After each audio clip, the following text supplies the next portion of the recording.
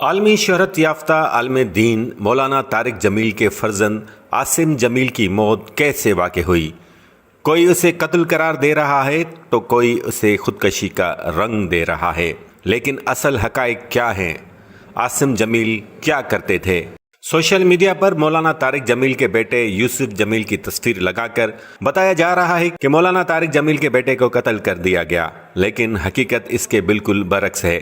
یہ ویڈیو بھی وائرل کی گئی ہے اور مولانا کے ساتھ بیٹھے اس نوجوان کو مولانا کا مقتول بیٹا عاصم جمیل ظاہر کیا جا رہا ہے، لیکن یہ مولانا طارق جمیل کے فرزند یوسف جمیل ہیں، جو کہ خود بھی ایک عالم دین ہیں۔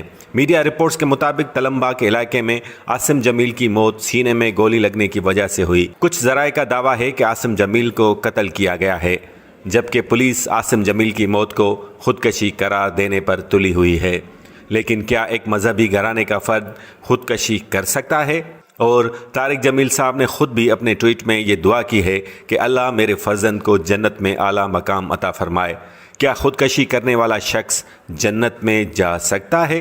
تو آخر کیوں اتنے بڑے عالم دین کے بیٹے کی موت کو متنازع بنانے کی کوشش کی جا رہی ہے؟